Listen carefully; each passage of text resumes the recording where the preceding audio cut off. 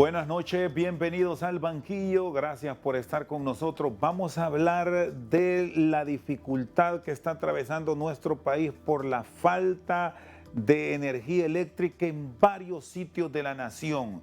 Los últimos días hemos tenido apagones que no estaban dentro de la programación de la estatal eléctrica. ¿Qué está ocurriendo? ¿Hay falta de potencia? ¿Son problemas de las líneas de transmisión? ¿O qué es lo que realmente ocurre? Lo analizamos el tema con los expertos. En principio, Kevin Rodríguez, ¿qué tal? Buenas noches, bienvenido. Buenas noches, Rosendo. Muchas gracias por la invitación. Siempre para mí es un honor estar aquí. También saludar a toda la población hondureña. Bueno, los racionamientos de energía le están dando el tiro de gracia a la economía en gran parte del país.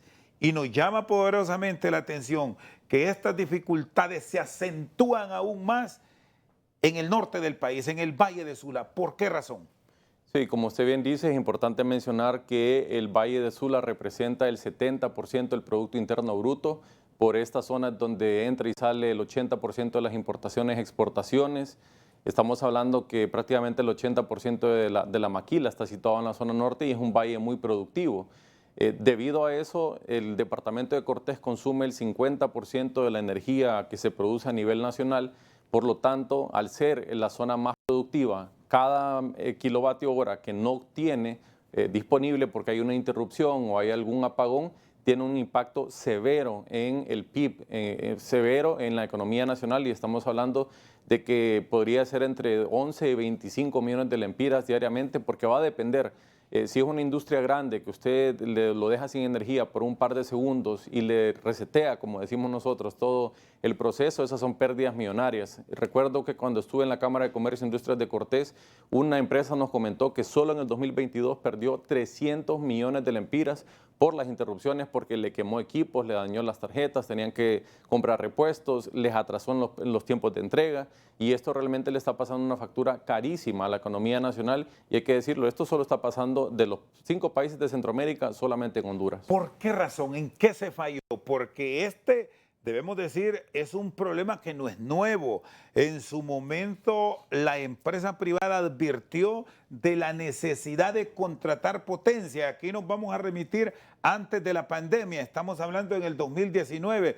Pero estos temas, cuando se hablaban, siempre se pensaba en función, es que ahí hay movida, ahí hay algo oscuro. Y con toda la falta de credibilidad que arrastraba la administración pasada, pues no se llegó a hacer la contratación a tiempo, o realmente qué pasó en la industria.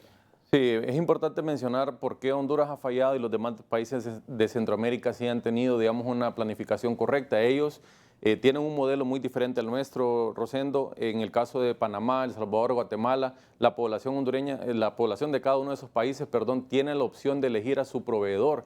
Si vamos a Nicaragua, hay 3 empresas distribuidoras, en Guatemala hay más de 4. Cada uno de estos países tiene un mercado competitivo. En el caso de Honduras nos quedamos únicamente con la ENE, que es un monopolio al ser el único vendedor de energía eléctrica, y es un monopsonio al ser el único al que nosotros le podemos vender. Si yo quiero poner un panel solar en mi casa, solamente el ENE le puedo vender, y me limita incluso a lo que yo puedo estarle inyectando a la red. Pero hay que mencionarlo también, esto se ha venido advirtiendo desde hace bastante tiempo, Rosendo. En el 2015 la ENE publicó un estudio que establecía la necesidad de contrataciones porque la demanda incrementa un 5% cada año, había retiro y vencimiento de algunos contratos, y por esa razón es que ya se conoce esto desde hace mucho tiempo. En 2019, a finales de ese año, el Consejo Hondureño de la Empresa Privada lanzó un comunicado advirtiendo de las posibilidades de razonamientos para el 2020, como usted mencionaba. Pero ¿por qué no se dio? Porque nos impactó la pandemia. Justamente ya empezábamos a ver los problemas a inicios de marzo del 2020, cuando la economía total, a nivel mundial, se cerró, y eso redujo el consumo. Después tuvimos los huracanes Eta y Iota, que dejaron el embalse del Cajón prácticamente al 100% e incluso más, y por eso había abundancia de agua para el 2021. pero ya en el 2022 empezamos a ver los indicios de estas interrupciones tan constantes, especialmente en la zona norte. Ya hoy, Rosendo, no podemos negarlo, son racionamientos. En una semana, la semana pasada, prácticamente todos los días hubo racionamientos de energía y ahora prácticamente se están programando. Y creo que aquí lo correcto es que las autoridades lo reconozcan y encuentren soluciones técnicas. ¿Y por qué la resistencia de la autoridad de la estatal eléctrica a reconocerlo? Porque al final, si esto se está presentando, es de unir criterios, de buscar opciones que el mercado centroamericano en este caso le puede dar, porque no se puede dejar primero, bueno, hablemos del sector residencial porque lo está resintiendo también y no digamos la industria que es la que mueve gran parte de nuestra economía. Totalmente de acuerdo y realmente es desconcertante, Rosendo, por qué las autoridades lo negaron a inicios del año pasado cuando esto es algo histórico. Esto es algo que ya estaba proyectado en los planes de expansión, ya estaba esa licitación que no se lanzó o no se ejecutó en el año del 2021, pero aquí donde viene lo más importante, Rosendo, es que independientemente de la crisis que estemos afrontando, no se justifican contratos directos, no se puede venir ahora a hablar de contratos de emergencia cuando ya el gobierno estaba advertido de esto, incluso en la época de elecciones hubo una hoja de ruta que se trabajó en conjunto con el Banco Centroamericano de Integración Económica y el sector privado y se le entregó ese documento a cada uno de los candidatos y en ese documento se establecía de las necesidades de hacer licitaciones competitivas, abiertas y transparentes porque teníamos un déficit en el país, así que en este momento venir a siquiera mencionar que una contratación directa de emergencia es una salida, no es lo correcto. Pero esa es la única opción que tenemos, o hay alguna forma como se puede recurrir al mercado centroamericano a través del operador del sistema para encontrar potencia disponible, o habrá que ir a contratación directa, que es lo que siempre se busca evitar por aquello de que se critica y se señala tanto, Kevin. No, realmente los contratos de emergencia no son la solución y nunca lo van a hacer, Rosendo, porque las emergencias son caras y las terminamos pagando nosotros. Usted que nos está viendo en este momento, el pueblo hondureño en general es el que toca pagar los platos rotos por estas malas decisiones, improvisación o falta de planificación. ¿Qué soluciones hay? Hay que mencionarlo. Hay varias opciones y les voy a plantear, la primera es que se tiene que revertir esta reforma que se aprobó en el 2022 porque tiene bastantes elementos que prácticamente le pusieron una camisa de fuerza al subsector para afrontar esta situación. Un caso específico, si la industria en la zona norte tiene motores y le puede vender a una industria nueva, perfectamente lo puede hacer siempre y cuando le dé esa autorización, pero lastimosamente en este momento no se da. Por mencionar otro caso, si viene una fábrica a Honduras y quiere situarse ya sea en Puerto Cortejo, San Pedro Sula, y la ENE no tiene esa capacidad, pues debería de permitirse que la industria que esté ahí ya situada y tenga excedentes, le venda. La otra opción es que se promueva lo más pronto posible la instalación de paneles solares, incluso en este programa de Banprovi que anunció la presidenta con 0% de prima, debería de incluir que estas casas ya traigan su sistema fotovoltaico para que sea un ahorro para la familia hondureña, pero que también seamos parte de la solución, porque si nosotros inyectamos desde nuestros techos energía al sistema durante el mediodía, eso le permite ahorrar agua al Cajón, Patuca y las demás plantas para que lo utilicen en la hora pico de la noche. Y mencionarlo, a Patuca sería un beneficio grande porque en este momento está apagado porque su embalse... Y vamos a ver, usted me habla de esas opciones, pero ¿se tiene la capacidad instalada y la suficiente energía que va a demandar la industria, que va a demandar el sector residencial y sobre todo por la llegada de nuevas inversiones que tanto las estamos añorando y que las están adelantando, vendrán al país? ¿O cuál es la realidad que estamos viviendo, Kevin? Para este año ya es bastante difícil poder resolver esto. Ni con contratos directos o de emergencia se va a resolver el problema de este año, así que tampoco se justifica por esa vía. Y lo que se tiene que hacer realmente es implementar la planificación. Ya hay un plan de expansión de la generación, hay un plan de expansión de la transmisión que se tienen que ejecutar para que al menos los próximos años nos vayamos preparando, pero también es importante decirlo, Rosendo, a nivel centroamericano, lo que se tiene que hacer es conseguir contratos, porque Honduras compra diariamente y lo que termina sucediendo es que en estas subastas no gana Panamá, no gasta Costa Rica porque ofrecen más.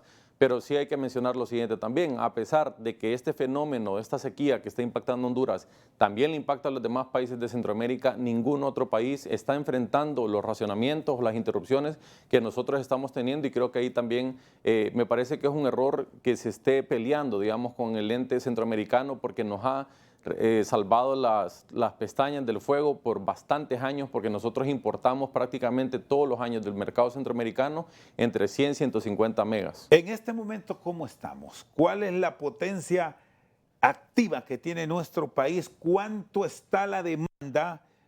Y al haber faltante, ¿en cuánto estamos acudiendo a diario al mercado centroamericano para suplir? Sí, una muy buena pregunta. El déficit en Honduras se ha venido proyectando desde incluso el 2015. Cada año crece 5% la demanda, por lo tanto el déficit, al no haber nuevas inversiones, también va creciendo. Actualmente la demanda máxima que tiene el país o que ha llegado en este año fue de 1.830 y teníamos una capacidad de 1.600. Es decir, que son 200 megavatios aproximadamente de déficit, pero ojo a esto, el sector eléctrico, la industria y las mejores prácticas a nivel mundial siempre recomiendan o obligan, incluso a través de la ley como la nuestra, que se tiene que tener una reserva. ¿Por qué? Porque si falla una máquina, falla un motor, no se puede quedar el país sin energía. ¿Y la reserva eléctrica de Honduras en cuánto está? Cero, negativo, porque la reserva tiene que ser un 10% de la demanda total y nosotros más bien tenemos negativo 200 de la demanda y deberíamos de tener una reserva de otros 250, es decir, que son 450 megavatios lo que nos hace falta. Que estamos hablando de una potencia superior a los 2.000 megas es que correcto. Deberíamos tener. Es correcto, y eso es importante mencionarlo. Estos datos que arroja el Centro Nacional de Despacho están dejando de fuera algo que se le conoce como demanda fantasma. Hace algunos años vino una empresa que produce ropa deportiva, se quiso instalar a la zona norte, pero la ENE lo que le vendió fue no hay. Entonces se fue para otro país, simplemente no invirtió en Honduras. Pero si el sistema eléctrico nacional estuviera en perfectas condiciones, nuestra demanda sería mucho mayor. Le voy a dar un ejemplo. Si yo a usted, Rosendo, le doy 100 lempiras, ¿cuánto es lo más que puede gastar? 100 lempiras. Entonces hay una demanda ahí escondida que si el sistema tuviera la robustez que se necesita, realmente podría ser incluso de 2.000 megas la demanda en horas pico, que es entre 6 y 8 de la noche. Ahora, en esto hay otro elemento que hay que considerarlo y lo vamos a abordar después de la pausa. El trabajo de la empresa Energía Honduras, DEH, en la reducción de pérdida, porque también existía el compromiso y se habló tanto de las líneas de transmisión, que ahí hay otra pérdida enorme de energía porque los despachos de las plantas generadoras, de las plantas hidroeléctricas, nunca llegan en el término de salida a donde está la matriz de distribución. ¿Por qué se ha fallado también en eso? ¿Tiene la ANE los recursos para comenzar a revertir todos estos elementos en rojo que tiene la institución? Hagamos la pausa, Kevin, y después nos responde estas interrogantes aquí en Al Banquillo. Yo entiendo que EH lo que hacía es que denunciaba, por ejemplo, hay un usuario que tiene manipulado su medidor, pero al que le toca impartir justicia es el Estado de Honduras. No EH no puede ir y arrestar a alguien. Pero en el caso de cuando se termine su contrato, ¿qué va a pasar? Eso sí es una preocupación real. Al banquillo con el especialista en temas de energía, Kevin Rodríguez. ¿Qué pasa con el tema de las líneas de transmisión? Porque aquí también hay otra pérdida y aquí están las no técnicas y también algunas técnicas que deben incluirse, que eso tiene en rojo a la ANE. Sí, totalmente de acuerdo. Y voy a utilizar una analogía en este momento, Rosendo. Si la demanda de frijoles en Honduras crece un 5% cada año, eso significa que tenemos que sembrar y cosechar en igual proporción, tenemos que construir las carreteras para sacar esa producción y llevarla a los puntos de distribución. O otro ejemplo, en el caso de los que somos de la capital y conocemos del problema del agua que tenemos, ¿qué se necesita? Construir las represas, pero también hay que construir las tuberías madre que van a llevar esa agua. a las tuberías menores de distribución en las diferentes colonias. En el caso de energía eléctrica es exactamente lo mismo. La demanda crece 5% cada año, se requieren entre 50 y 70 megas nuevos, que en dinero son entre 100 y 150 millones de dólares en generación, pero también hay que invertir en la red de transporte, la infraestructura de transmisión para llevarlo de los centros de producción a los centros de distribución, pero a nivel de distribución también hay una sobrecarga de los circuitos en prácticamente todo el país y eso requiere de una inversión aproximada de 3.000 a 3.500 millones de dólares entre generación, transmisión y distribución. Y aquí la pregunta es, ¿los tiene el gobierno de Honduras? Realmente no los tiene. Entonces, si en esta reforma que se aprobó el año pasado se le prohíbe al sector privado invertir, si no es que primero invierte el Estado, entonces ¿cómo se va a resolver este problema? Entonces, ¿hay alguna ruta que se puede plantear a corto plazo para enfrentar esto que es crisis? Es una crisis, definitivamente que es una crisis. Ojo, solo en Honduras. El tema climático sí es a nivel centroamericano, pero al menos en cuanto a la energía eléctrica, solo nosotros estamos teniendo esta crisis, ¿Y ¿verdad? esto fue provocado, Kevin, o se tuvo alguna malsana intención en hacerlo? Porque yo recuerdo que muchos proyectos que desarrollaron de generación térmica, su compromiso era mejorar las líneas de transmisión y lo más fácil que encontraban con la venia de muchos que gobernaron era solo conectar a las líneas ya existentes, sobrecargándolas, y hoy es esa la factura que también estamos pasando en cuanto a la existencia de una potencia real. Sí, a mí no me gustaría pensar realmente que esto es algo que lo llevaron hacia esa ruta de una emergencia a propósito. Me parece que es más el tema de politizar el subsector eléctrico. Ya he tenido el honor de estar en su programa antes, Rosendo, y creo que lo hemos platicado por tanto tiempo que el politizar estas decisiones en lugar de ser técnicas nos ha traído a esta situación tan problemática, pero eso no justifica para que sigamos con esta mala práctica de los contratos directos o de emergencia. Realmente lo que se tiene que hacer, primero que todo, es revertir esa reforma que se aprobó el año pasado, buscar los elementos que evitan que podamos resolver este problema de los racionamientos y por otro lado también, y hay que decirlo, que el Congreso Nacional tenga mucha precaución. No se puede aprobar la ley de justicia tributaria si esta ley lo que contempla es cobrar impuesto al búnker que se utiliza para generar energía eléctrica. No va a venir ninguna industria aquí, que es la que utiliza mucho de este búnker. Se están eliminando las exoneraciones de la energía renovable que fueron aprobadas en el 2007 por el presidente Mel Zelaya y que nos permitió que ahora tengamos una matriz 70% térmica. Cuando él entró a gobernar era 30% nada más renovable, ahora es 70% renovable. Entonces le dimos vuelta a la matriz gracias a esta ley. Entonces, ¿qué va a pasar? Si se aprueba la ley de justicia tributaria, a los paneles solares que queramos poner en nuestra casa se le va a poner impuesto, por lo menos impuestos sobre la venta, impuestos de importación. En el caso de los proyectos grandes, cuando el inversionista ve, Rosendo, lo que dice es, ok, en El Salvador, en Nicaragua y en Guatemala me ofrecen este paquete de 8 beneficios fiscales y en Honduras no existe ninguno. Por lo tanto, simplemente me voy a ir a El Salvador o Guatemala y vamos a exportarle a Honduras, porque nosotros tenemos esa mala costumbre de estar dependiendo del mercado centroamericano. Realmente eso es algo que es responsabilidad nuestra de tener una independencia y una soberanía energética. De la energía disponible que se despacha, ¿cuánto se está perdiendo por líneas obsoletas, por el mal estado de la transmisión?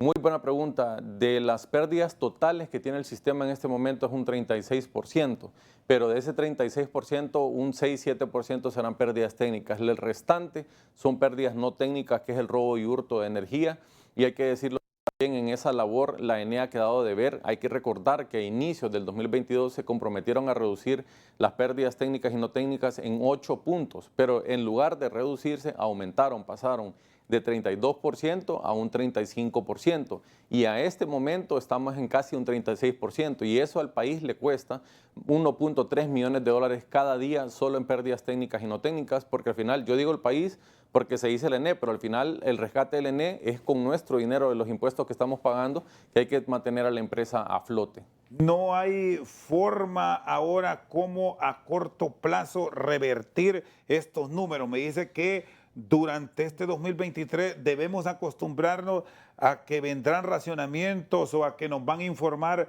que hay cortes de energía, y a veces nos ponen como argumento que hay un mantenimiento que en realidad no está. Correcto.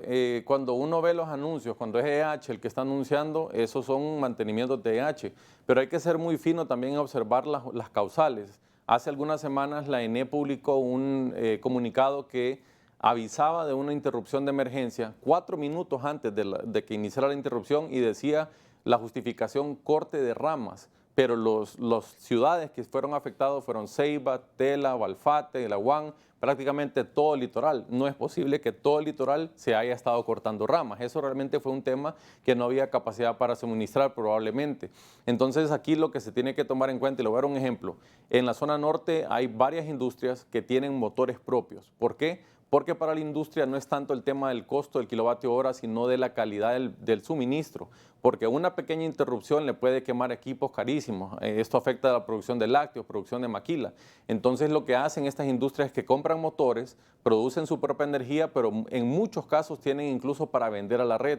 Entonces, si se habilita para que estas empresas se puedan vender energía entre ellas, le doy un ejemplo, el que le mencionaba anteriormente, que viene una nueva fábrica a Honduras y se quiere instalar en San Pedro Sula, la ENE no tiene, pero hay alguna industria a la par que sí tiene, que se le permita que le venda. Pero esto lo tienen que regular porque actualmente solo la ENE tiene el monopolio. Es correcto. El monopolio... Y en estas instalaciones privadas han logrado identificar, Kevin, qué potencia hay disponible para el país. ¿Cuántos megas tenemos? Sí, bueno, ese es un número, en este momento es no lo variable, manejo. ¿verdad? Sí, pero le voy a dar un caso específico que lo mencionó la ENE en su comunicado. Hay una fábrica de plásticos en la zona norte que tiene una capacidad de producir 17 megas. Ellos lo que necesitan son aproximadamente unos 7 megas. Entonces encienden sus motores y ellos se desconectan del sistema, le dan un alivio a la red, pero tienen otros 10 que pueden inyectar. Si agarramos ese caso y lo multiplicamos por muchas industrias en San Pedro Sula, se podrá encontrar que de esa vía se puede bajar la demanda, se puede bajar también esa presión que existe en este momento. Es un beneficio para el ENE, porque al final si usan las redes de transmisión o las redes de distribución, al ENE se le paga un peaje. Así es como funciona en Guatemala, así es como funciona en El Salvador y Panamá, y por eso es que yo hago esta reflexión, Rosendo, que cuando a usted se le va el internet demasiadas veces en su casa, usted cambia de empresa. Si le falla el cable demasiadas veces, se cambia de empresa, pero cuando se le va la energía eléctrica, la única opción que tiene es la ENE. Y el tema de EH falló, ¿qué es lo que ha ocurrido? Porque era también una empresa que llegó para apoyar y ayudar a la estatal eléctrica, pero contrario a tener números favorables, hemos ido de mal en peor. ¿Y qué nos depara el futuro ya sin ellos? Pues también otra muy buena pregunta, es un interrogante que tenemos muchos porque sí, el contrato quedó a deber, pero también hay que mencionar que muchas de estas responsabilidades requerían de la voluntad política del gobierno anterior y del presente para poder judicializar muchos de los casos. Yo entiendo que EH lo que hacía es que denunciaba, por ejemplo, hay un usuario que tiene manipulado su medidor, pero al que le toca impartir justicia es el Estado de Honduras, no EH no puede ir y arrestar a alguien. Pero en el caso de cuando se termine su contrato, ¿qué va a pasar? Eso sí es una preocupación real porque el conocimiento, los softwares, el equipo lo tiene EH en este momento y no hay claridad si el staff del ENE tiene esa opción o tiene esa habilidad de poder asumir las responsabilidades de EH.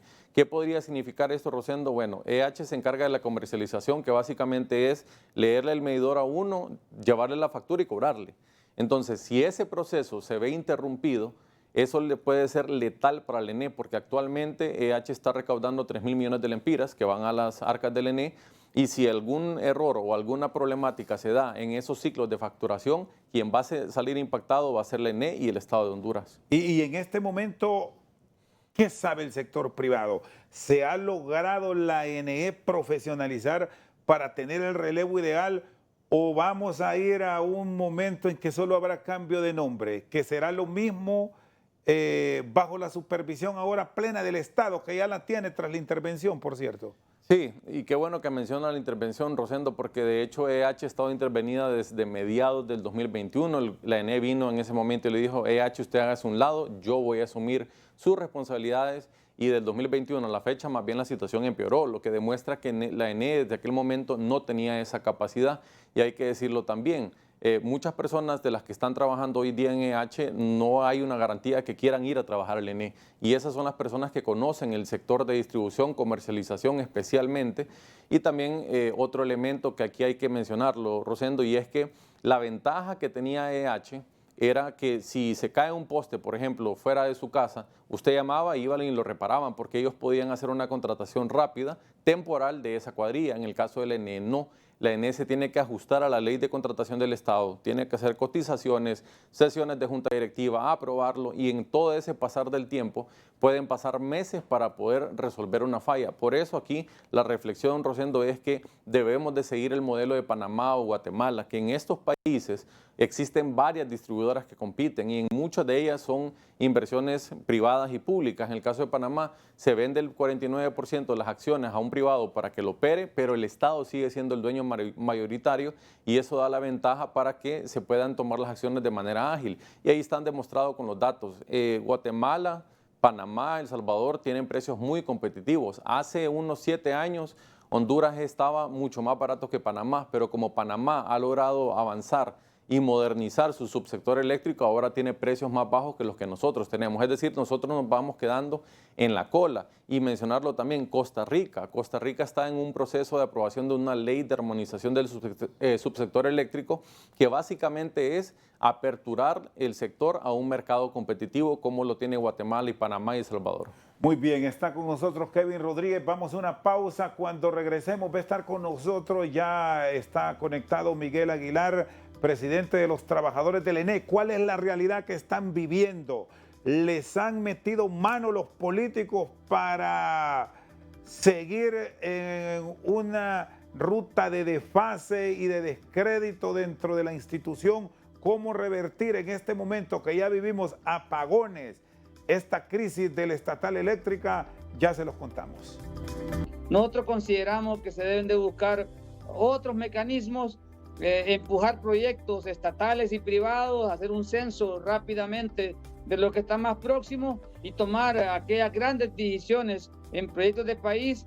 Y hoy que el gobierno los ha recuperado vía la ley, entonces buscar el mecanismo si esas inversiones pudieran hacerse de estado a estado. Seguimos al banquillo hablando de la problemática que se enfrenta en la estatal eléctrica. Miguel Aguilar es presidente de los trabajadores de la ENE. Ustedes han advertido que están forzando esta crisis para compras directas. ¿Cuál es el argumento que se tiene para hablar de estos temas que ya son delicados por cuanto se puede ir en busca de esta energía, pero a precios elevados para la economía nuestra? Miguel, buenas noches. Buenas noches, licenciado Rosendo. Un saludo al ingeniero Kevin. Gracias por el espacio que me dan aquí en el banquillo. Sin duda que Honduras viene padeciendo de decisiones estructurales. Desde la administración pasada tuvo que haberse licitado potencia firme zonificada en el país. Ya se sabía de que había un déficit, que lo venían padeciendo desde el 2019. Era diverso y en estos tiempos de verano es donde más se reflejaba que necesitábamos potencia firme. Bueno, hemos llegado a la fecha en medio de esta situación de racionamientos que crea crisis, ¿verdad?, en la población y que nosotros consideramos que lo que se debe de empujar es una licitación tal y como lo establece la ley, bajo todos los procedimientos, bajo lo que acarrea la transparencia, para buscar cómo encontramos mejores precios en potencia firme y no una compra directa que en el pasado nos ha dejado costos muy elevados y que eso golpea el bolsillo del pueblo hondureño cuando la Comisión Reguladora hace la revisión trimestral. Nosotros consideramos que se deben de buscar otros mecanismos, empujar proyectos estatales y privados, hacer un censo rápidamente de lo que está más próximo y tomar aquellas grandes decisiones en proyectos de país.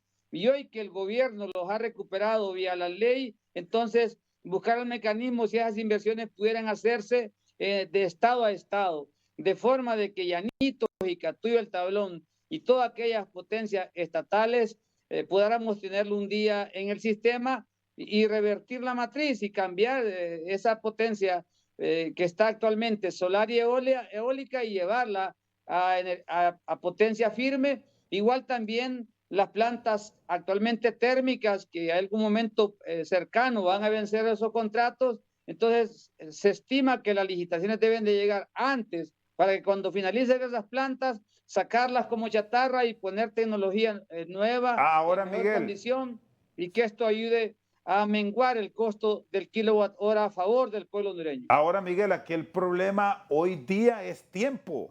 Estamos iniciando ya el mes de junio y los racionamientos ya no solo se están registrando a nivel del sector norte del país, donde nos explicaba Kevin, hay una alta demanda, ya tenemos dificultades aquí en la capital de la República, se reportan problemas en Olancho, en la parte sur de Honduras. Entonces, dada la urgencia, es la ruta que queda, buscar esa energía disponible bien a nivel privado en Honduras o ir al mercado de oportunidades que abre la región centroamericana, pero los costos, ¿cómo se debe regular todo esto frente a lo que dice la actual administración de la estatal eléctrica, que incluso los culpa a ustedes, que dicen que por muchos años callaron y no dijeron nada del ENE? Bueno, ya los expertos en meteorología han expresado de que de septiembre a julio todavía sigue la sequía y esa sequía sí nos provoca sobrecalentamiento en la línea y sobrecalentamiento en los equipos y nos bota los sistemas, los más lejanos, por ejemplo, el Aguán, la zona de Olancho, pero Patuca está en línea con 280-29 en la hora pico y eso ayuda, Cañaveral igual, ya mejoró a 89 megavatios su potencia, pero creo que se deben de buscar los mecanismos como las potencias que existen en Honduras, meterlas en medio de la dificultad al sistema y tenemos ya conocimiento que el mercado regional, pues entonces hay energía disponible y comprar esa potencia para hacerle frente a la crisis en este corto tiempo, porque estoy de acuerdo, el tiempo es corto, pero se deben de buscar diferentes alternativas. El sindicato en ningún momento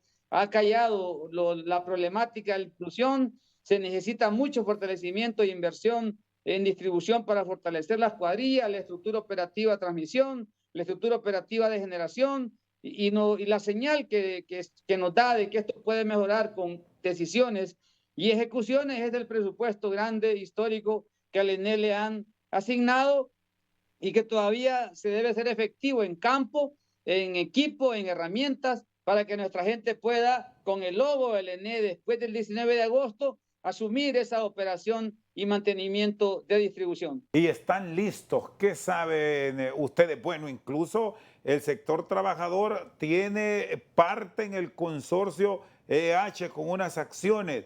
Al asumir como tal la NE, ya como Estado, aun y cuando han estado intervenidos, tienen ya esa estructura de talento humano para hacerle frente y responderle a la exigencia de miles de abonados que hoy se están quejando, no solo a nivel macro, sino a nivel micro también. Bueno, el 18 de agosto finaliza el contrato con EH, donde el sindicato tiene una participación del 8%.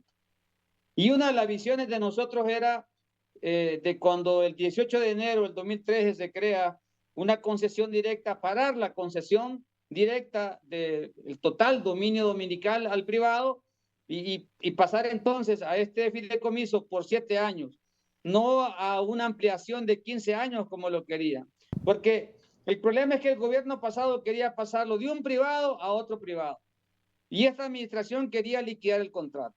Y lo que vemos nosotros a agosto es que tenemos limitaciones logísticas, tecnológicas, pero el activo que tiene H pasa a ser conducido por la ENE. Habría que ver cómo hay una integración de profesionales de H y del ENE con el principio estatal de poder operar sistemas, porque estamos claros de que lo que deja EH es una tecnología de última generación y que no existió en el proceso de transición capacitaciones masivas a nuestra gente. Esa sí es una situación de debilidad que hemos tenido, a pesar de que el sindicato ha venido proponiendo desde la administración pasada que se iniciara el proceso de transición y conocer el manejo total del SCADA, del de comercial y el de facturación. Pero creo que la parte operativa, técnica, de distribución, lo que hace falta no más es logística, porque hay mucha capacidad de hombres y mujeres dentro de la empresa,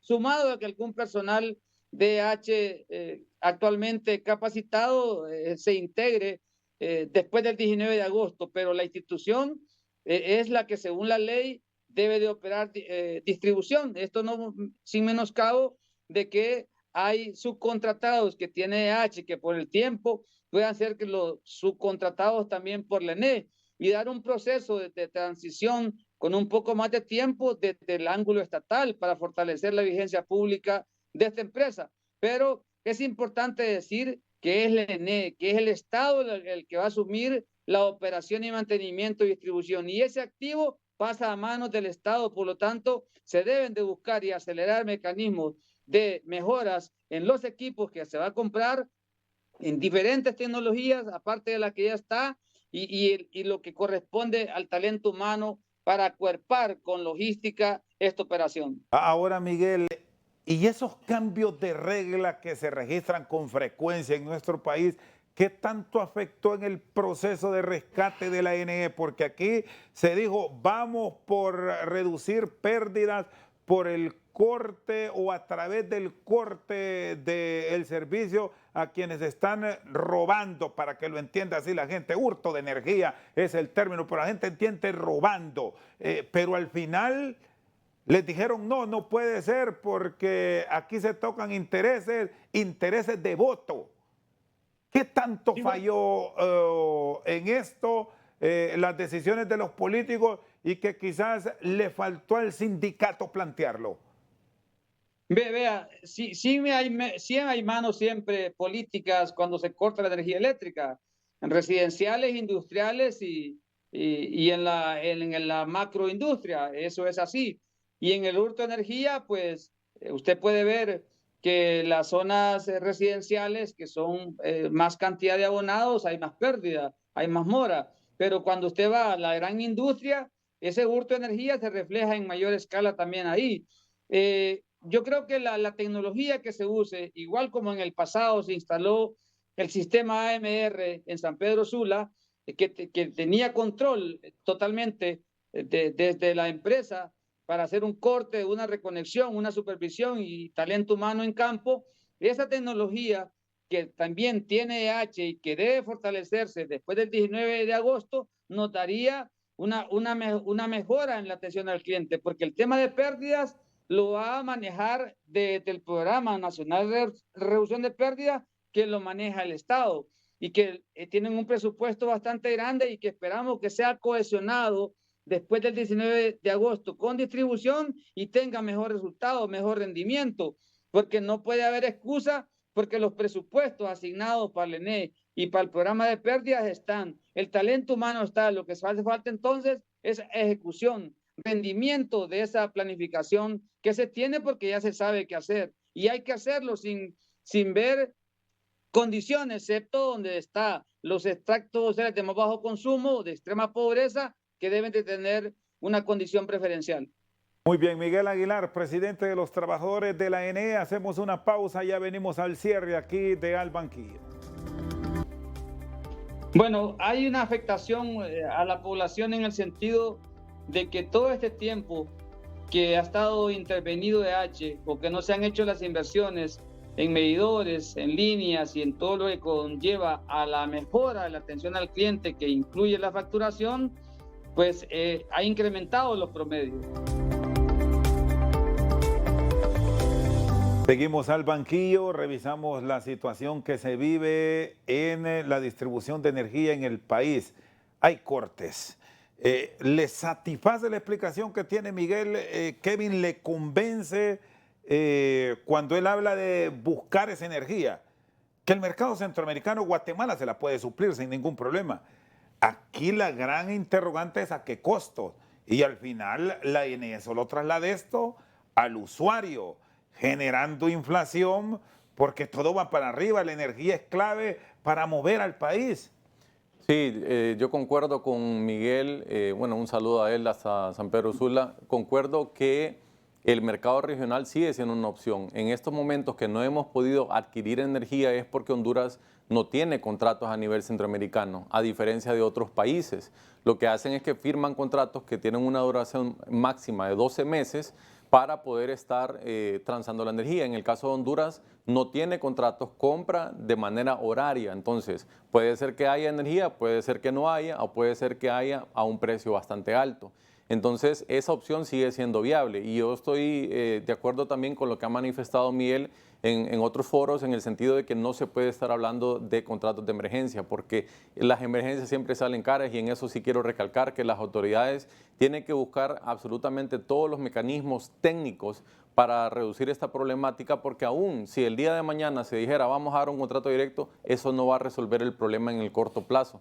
Entonces aquí lo que se tiene que buscar es resolver la problemática, pero también a costos competitivos. Y también es necesario, Rosendo, decirlo, en eso se tiene que sentar el sector privado y el sector público que creen una mesa para atender esta situación en este momento, pero al más alto nivel. ¿Por qué? Cuando uno ve el comunicado que emitió el COEP hace una semana, la ENE hace una semana, se hablaba de varias soluciones. De esas soluciones, por ejemplo, la entrada de operaciones de Merendón Power Plant, EMSE, Polygroup y el proyecto hidroeléctrico Yaguala y muchos, todos son opciones o son soluciones privadas. Es decir, el sector privado es el que está generando las opciones en este momento ante esta crisis. ¿Y cuál es el tiempo más crítico que vamos a enfrentar? Ya Miguel hablaba de las dificultades por la escasez de lluvia que los expertos nos pronostican hasta cierta temporada de este año y se requiere el vital líquido para esa potencia. Viendo los tiempos, ¿dónde es que más resentiremos esta falta de energía? Sí, es una muy buena pregunta. El periodo crítico del año se le conoce que es entre abril y mayo, entre 6 y 8 de la noche. Pero ante este fenómeno del Super Niño, que todavía no ha impactado, o sea, todavía no ha iniciado de manera oficial, podría generar una problemática que si en el Cajón no llueve o en la cuenca del Cajón no llueve, puede verse obligado a apagar turbinas, así como está sucediendo en este momento con Patuca. Entonces, ese es un riesgo real que se tiene que analizar y se tiene que prever para poder mitigarlo, porque de lo contrario vamos a caer en una situación mucho peor y hay que pensar también a 2024-2025, ¿qué vamos a hacer?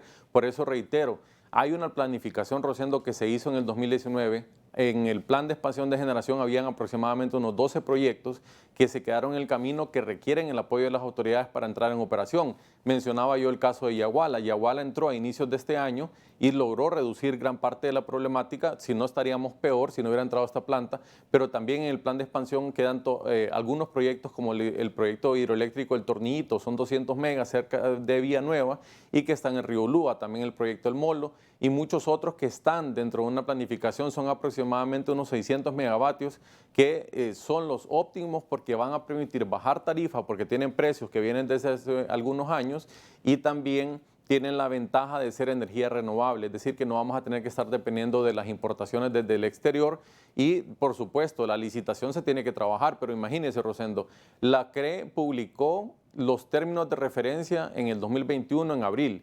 La ENE en ese momento no publicó las bases, de ahí entra el nuevo gobierno, en diciembre del 2022 publica otros TDRs, otros términos de referencia, y estamos a junio prácticamente y no hay bases de parte del ENE, no hay conocimiento, no se sabe qué es lo que está pasando con esa licitación y eso realmente también es preocupante. La ENE es la institución que más presión le mete al presupuesto de la República en el tema del déficit y los compromisos internacionales que se asumen.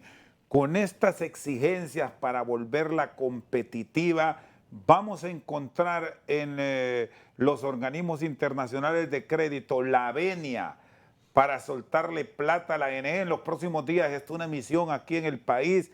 ¿Encontrarán en esta ocasión un buen ambiente para poner plata en la ENE?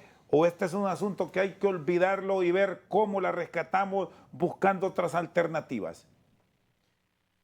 Bueno, es una situación bastante difícil, Rosendo, hay que mencionarlo. Cuando venga cualquier ente, ya sea Fondo Monetario, BESIE, el primer elemento que van a ver cómo está el tema de las pérdidas. Si la ENE sigue teniendo un nivel de pérdidas del 35-36%, si sigue perdiendo más de $1 millón todos los días, difícilmente alguien va a querer poner financiamiento, porque ellos necesitan tener esa garantía de dónde se va a repagar la deuda que ellos nos estén, o el financiamiento que nos estén dando. Entonces, aquí regresamos a ese tema de las pérdidas, que si no se reducen, es muy difícil rescatar el subsector eléctrico, y para que la población lo tenga en cuenta también, la deuda histórica del ENE ya superó los 100.000 millones de lempiras. Tenemos una deuda sumamente alta, y hay primero que resolver el tema de las pérdidas antes de hablar de un financiamiento, porque eso va a ser un requisito sí o sí de parte de cualquier ente internacional.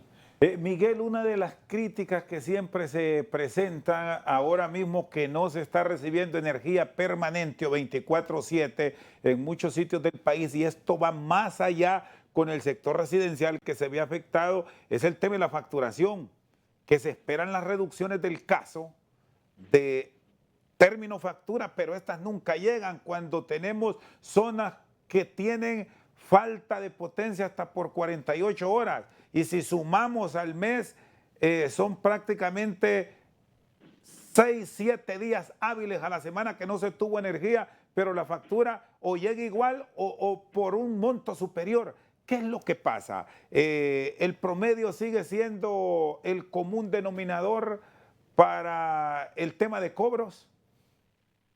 Bueno, hay una afectación a la población en el sentido de que todo este tiempo que ha estado intervenido EH o que no se han hecho las inversiones en medidores, en líneas y en todo lo que conlleva a la mejora de la atención al cliente, que incluye la facturación, pues ha incrementado los promedios. Y el promedio puede ser que en algún momento afecte al usuario, igual también como los consumos cero, y así sucesivamente. Por eso hay mucha población que se queja, y acá entonces es importante reestructurar y ajustar la cohesión entre la ENE y el programa de pérdidas en distribución para poder entonces instalar la medición que corresponda, porque es cantidad de medidores por instalar, y que las cuadrillas que son de gente muy capacitada en el programa y en la ENE puedan, igual como lo hicimos en el pasado, porque ya tenemos experiencia de cómo lo hicimos. Había toda una fuerza técnica en el campo y también fuimos respaldados por los militares, y lo que esperamos nosotros es que tenga mejor rendimiento para poderle instalar su medidor y que la lectura refleje el consumo real del cliente, porque también hay mucha población que se queja, como usted lo dice, que no hay energía a la semana y se espera que al final del mes o una semana en el mes o unas horas en el mes que la factura baje en su consumo, o los que hacen ahorro propio en su vivienda, no se ve reflejado, y una de ellas es que, bueno, el costo del kilovatio es altamente caro, y en este tiempo se está vendiendo mucha energía cara. Además también que hay familias que no tienen un sistema de ahorro en su vivienda, focos, lámparas, eso es bien, el bataje grande, y eso entonces afecta ese consumo que la población espera que sea rebajado. Yo tengo la expectativa que bajo los presupuestos y bajo un programa bipartito entre las partes, el programa de pérdidas, la ENE y las inversiones, porque hay presupuesto para eso, podamos entonces acelerar las cuadrillas de campo con tecnología y con el activo que deja EH, y poder replantear un programa ajustado a la realidad de agosto en adelante, y poder entonces abrir las puertas a esos inversionistas o a esos multilaterales que puedan respaldar las inversiones futuras en diversas áreas del país para crear ambiente favorable de las inversiones que Honduras necesita. Miguel, le agradezco por su tiempo. Fuerte abrazo. Gracias a usted. Saludos, ingeniero. El presidente del Sindicato de Trabajadores de la Estatal Eléctrica, Miguel Aguilar, con nosotros al banquillo, junto a Kevin Rodríguez, especialista en temas de energía, revisando la situación que actualmente se enfrenta en la Estatal Eléctrica. Se deben tomar decisiones de trascendencia en los próximos días para evitar que los apagones continúen en varios sitios del país. Por su sintonía esta noche al banquillo, muchas gracias.